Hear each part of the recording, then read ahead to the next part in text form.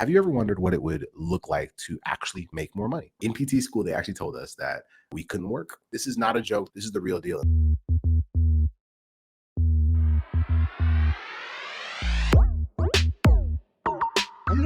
Welcome to the Anti-Broke Podcast. My name is Joseph Googie. I'm Casey Coleman, and we're joining you on this journey from financial frustration to financial freedom.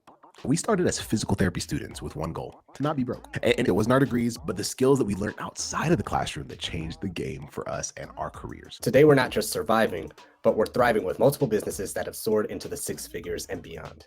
But more importantly, we're here to help make sure that you can do the same. So whether you're a new grad, a student, or just starting out, we're here to help you turn what you're already good at into money, into wealth, so that you can have freedom as well. Have you ever wondered what it would look like to actually make more money? As a student, as a new grad, wherever you're at in your life, like what it would look like to actually make more money, what the formula is, how do you do it? And today we're going to talk specifically to those of y'all that are still in school, because we've been told that there are very limited, maybe non-existent ways to make money while in school. We actually come from a profession where, and I'm sure we'll talk about this, where in PT school, they actually told us that we couldn't work. Now, Casey and I will both tell you that we ended up working, but we were told you can't work. It's impossible to work. You don't got time to work. And these are the same people taking your money. These are the same people who ain't gonna help you pay for your loans afterwards, telling you can't figure your financial life out. I'm sure we'll have some rants on this episode as many as other episodes, because this is very important. This is your life. This is not a joke. This is not for fun. This is the real deal. And so let's talk about how to make money while in school. Casey, first of all, man, like, why to you is this important? And then let's just dive in deep. Yeah, it's important because I didn't have any money in school. I shared this story a bunch of times, but I had to apply to physical therapy school twice. And when I applied twice, I had to retake classes. That's how it works with physical therapy school. When you reapply and they tell you to have a better application, right? So I had to pay for Anatomy 1, and there's Anatomy 2 as well, for those of you who don't know. There's 2 classes to it, semester 1 and semester 2, summer semester or winter semester, whatever it is. So I had to retake both over the summer, and I didn't have any money. So I had to pay for the first one with the money. I had to drain my bank account and pay for the class.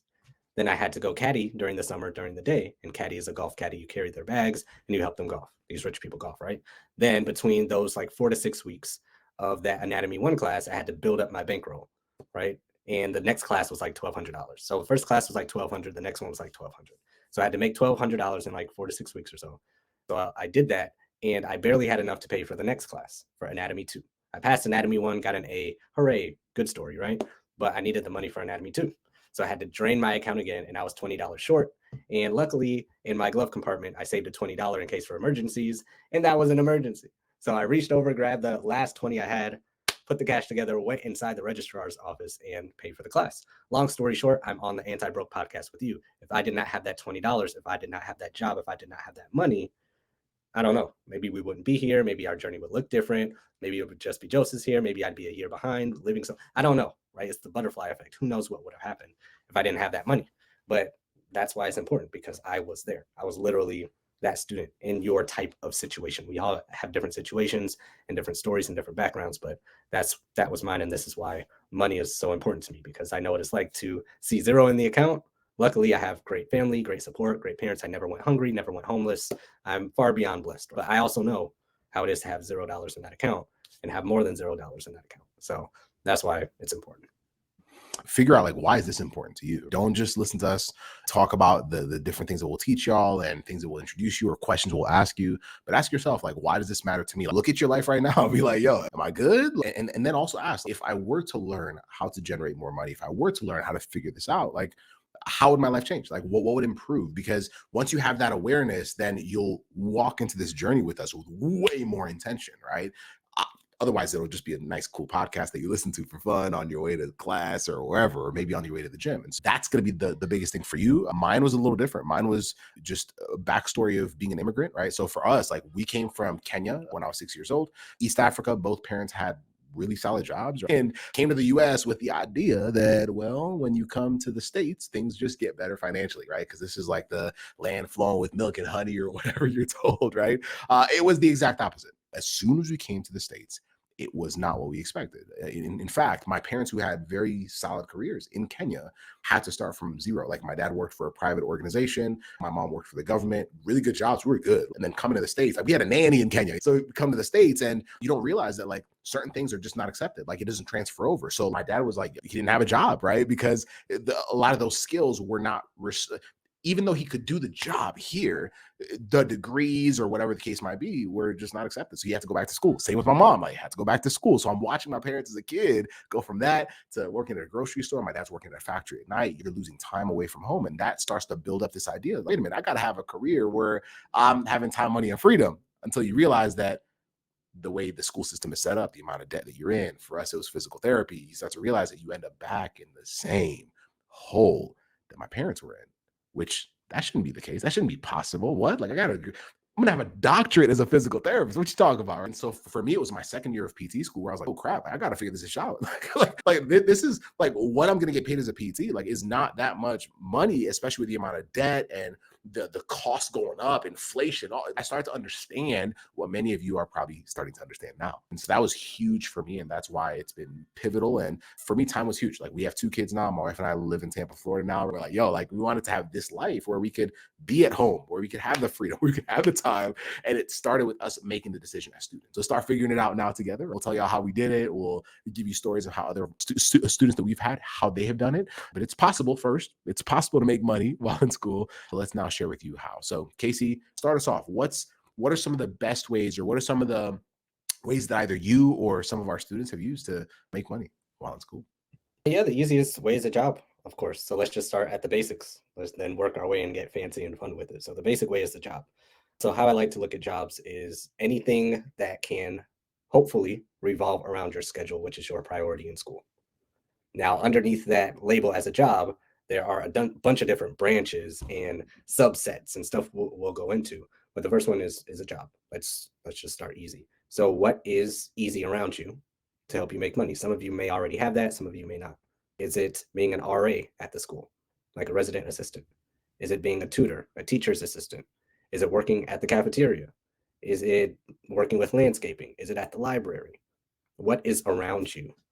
Because in the other episode, we said the money is in other people's pockets. It's in other buildings. It's in different departments at the school. It's in different organizations. The money is there. It's just not in your account, but there's money. So how do we get it in your account? Oh, okay, I'll do the landscaping over the summer. Okay, I have some background in it. I helped my dad with landscaping. It's easy for me. It's simple. It's cool. I don't mind being outside. I like it. Cool. I can work for 4 hours or whatever. Cool.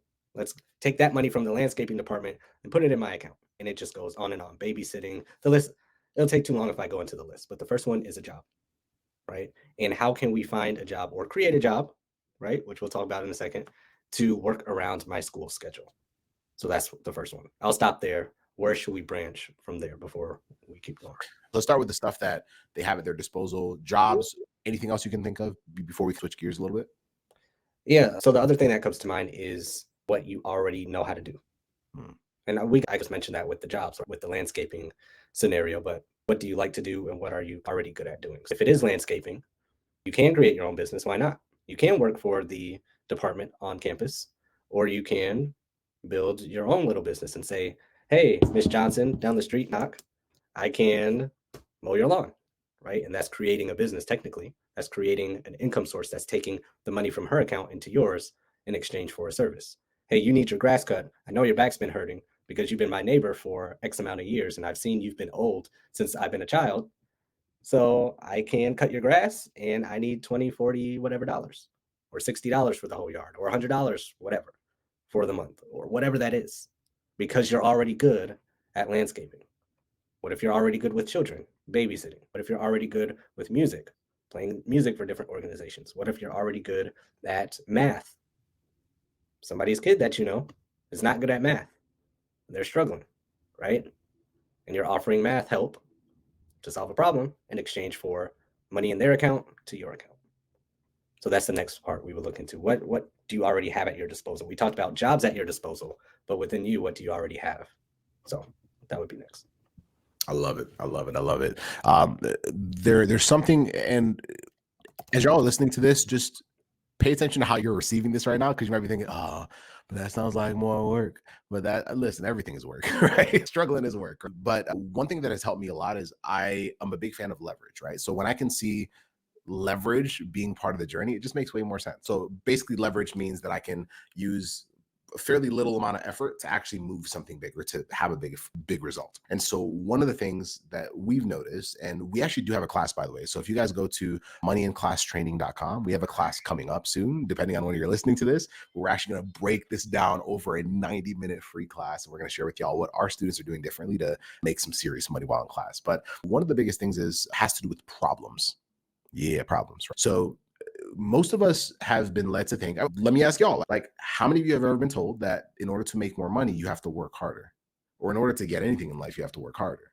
Hasn't that been the mantra of what we've been told? Like, hasn't that been what our parents have told us as we were growing up? It's like, yo, if you work harder, you'll make more money. Is that true? Is that really true? So if you're at a job right now where you're making, let's say, less than $18 an hour, let me ask you a question. For those of y'all that have a job right now, or you've had a job where you made less than $18 an hour, have you ever thought to yourself, man, I should be getting paid more? Have you ever thought that to yourself? Okay, cool. My question to you is why? Chances are you're probably going to say because you worked hard, because you were reliable, because you were there all the time. You did other people's jobs, right? Like that makes you a good human being, but that doesn't necessarily get you paid a whole lot more. So if we're trying to make money while in school, let's figure out how to make more money while in school as well. Is that fair? Let's figure out like how do I get paid while in school so that it makes sense? Because at the end of the day, if I'm working a job or if I'm doing something, because everything Case said is solid. But that's the starting point. If y'all want to take it to the next level, like let's just do math, right? If I'm getting paid $15 an hour and I'm a busy student and I only have 5 hours a week, 5 hours a week of work, 5 hours a week that I could put in. How much can I make in a week? $15 an hour, 5 hours a week. Like you start to realize, wait a minute, what was that? $75? Is that what it is? It's like $75 before taxes. Is that worth it? Is 75 bucks? It's probably gonna be like 50 bucks by the time it gets into your pocket of 5 hours of physical work. Is that truly worth it when you could be spending that time studying? Right. So this is where a lot of students are like, well, maybe it's not worth it. Maybe I'll just struggle. Right. But what if you could make $1,000 in a week? What if you can make $2,000 in a week? One of our students, Alejandro, made $2,000 in a week right before he started PT school. And when you hear stuff like that, you're like, wait, like that's not even possible. Hold on. Before you push it away, let's ask some different questions. Why would someone be able to do that? Like, that doesn't make sense, Joseph. Like, how do they work that many hours? Maybe it's not about the hours. Maybe they figured out a different level of leverage, right? Because it's about problems, right? So watch this. There are three levels, and this is what we teach our class. There are three skill levels to getting paid, right? So the lowest one is where you get paid the least but work the hardest, right? The second level is the one that you'll get after you graduate from school, and I'll tell you. Then the third one is the one that very few unlock, but anyone can unlock, and I'll break that down here in a second. And understanding this is the key to making not just money while in school, but making tons of money while in school, right? To the tune of six figures for some of our clients while in school. So the first level is like low dollar skills, right? So low dollar skills, think of them like the job that 80% of the population can do, but it's usually the jobs that are the most exhausting, right? So if I am cleaning a hotel room, that is a job that anyone can be taught how to do. However, it's usually the job that's going to be the most exhausting, right? Think about it. Like I'm a PT tech in a clinic. If I'm cleaning stuff up, like I'm going to feel fatigued, which is why when someone tells me you can make more money, like I'm always thinking to myself, man, I got to spend more time and more effort to make more money. And it feels like it's going to be too much. Is this making sense, y'all? Right. And so low dollar skills, you're not paid a lot. And this, I don't make up the rules. I'm just telling you how it works. So you're not getting paid as much simply because the demand is not high. They could just replace you. So they don't, why would they pay you double? Because you were nicer to the people, because you worked harder, you benefited them. But if you quit your job, they'd replace you. And so that's why if you're paid $15 an hour or whatever, like it's not going to change. If you, like I think in California, it's going to be $20, it's going to be minimum wage. So still, it's not going to go up. So the question is, how do I make more? So low dollar skills is usually somewhere between $15 an hour and $20 an hour. So just lower, 80% of the population can do it. I'm tired. And that's usually where most people are like, man, I hate my job. I need a new job. My boss hates me, all that stuff. It's just the system. Cool. So then the second level is middle dollar skills, or I'll call them academic skills, right? So this is where basically I go to school, right? So I go to school, or I get a certificate. Like I learn a skill that's a little bit more, but it gets me paid more because there's less of us. But let me give you the example of physical therapy. Like I'm a physical therapist, Casey's a physical therapist. Casey, right now, if you quit your job, would they find another PT within a week? Yeah, they already have. See, look at that. Look at that. Just like that, right? So even though there's less PTs, like you're not going to go to a physical therapist that says, yo, I went to youtube.com and I learned how to be a PT because I watched a few videos. Hell no. Like you want to go to somebody that had specialized education. Physical therapy is a doctorate degree, by the way. But Casey just told y'all that within less than a week, a PT, a doctor of physical therapy can get replaced, which means that if I complain too much that I'm not getting paid enough, guess what? They can get rid of me and get somebody else. Y'all, this is how it works. This is where a lot of us are like, oh, babe, like if they just increase minimum wage, does that really help anything? Especially with inflation, everything's just doing this, right? And we'll talk about it more, right? So as a student, then now this is where we can be frustrated. We're like, well, so what do I do? Like, how the heck do I get along? Cool. There's another level that most people don't tap into, but anyone can if they really wanted to, right? So this is high dollar skills. High dollar skills are focused on problems. Remember how I mentioned problems a few moments ago? They're focused on problem solving. So these are the problem solvers. And I'll explain what I mean here, right?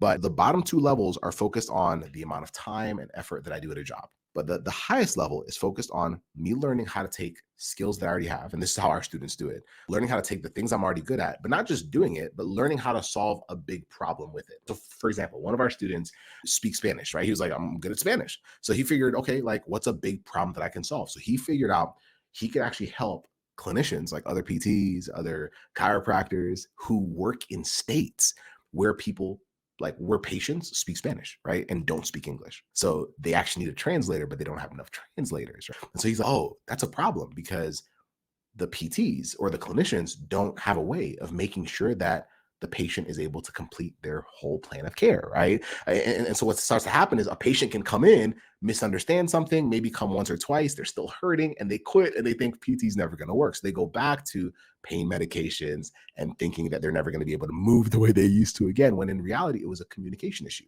So this is a student, by the way, Alejandro, who's a student who used his ability to speak Spanish and what he knows about clinical Spanish, which he really got good at. And he's like, cool, I could teach clinicians how to do this. And so the problem he was solving was not just the problem of, I'm going to do this job. He's like, I'm solving the problem of helping you help your patients finish their whole journey so that they actually get better.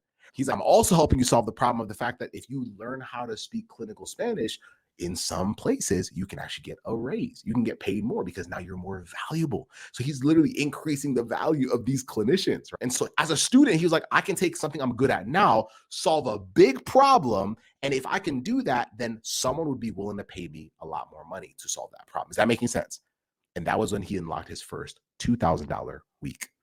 Would you like to unlock a $2,000 week as a student? And so when it comes to making money while in school, like that's the key. Like I can play the game of having a job, or I can just play the game of waiting to like graduate, which by the way, remember, graduating is just the second level. So that's not even the highest level. That's why people who are professionals are still frustrated. That's why people who have doctorates in physical therapy are still like, oh, the government. Like, it's like, cool. It's because there's a higher level. That higher level, though, changes your income level, right? So the middle category maybe takes you to what, maybe 80K a year, 100K a year, right? The highest level has made us hundreds of thousands of dollars a year. The highest level takes you into the millions and even beyond, right? Because you're focusing on problems and you can now leverage online. Like for us, we leverage online where we can literally solve multiple people's problems at the same time, but they're big problems, right? And you can automate it and all the other stuff that we don't have time to dive into. But my point is, if you want to learn how to make more money, start asking, first of all, number one, what gifts do I already have? And then number two, am I willing to learn how to leverage them? Am I willing to learn how to solve a big enough problem? That's where money comes from. Like Casey said it, money comes from people. Like when you can solve a big enough problem for somebody, they will happily trade money with you. Like that's why like we have clients right now that pay us $24,000 a year. We have some clients that pay us $10,000 a year. Casey, am I bluffing? Right? Like I'm not at all. We have clients that pay us $5,000, $2,500. Now, why would they do that? Because the problem we're solving is much bigger than that. And we could dive into that. That's why we have that class, go to moneyandclasstraining.com, where we'll dive into that even more. This is the game. And if you allow yourself to entertain it, you'll start uncovering some stuff that you probably didn't think about before, but it's things that have changed the game for us and our students. But it might be different from how your parents taught you, how you grew up, but it's a massive eye opener. Those are my thoughts on that. So basically, from the topic of today, how to make money in school is solving a problem at a different level or at various different levels. And depending on what level you solve certain problems with, determine how much money you can make in the most efficient amount of time. Correct. Cool. So how do you make money as a student? If you're like, how do I make money? You solve a problem. going all the way back to the very basic ones that we said at the beginning versus what Joseph said now. It's all solving problems. Whether you get a job and work for somebody on campus, you're solving a problem.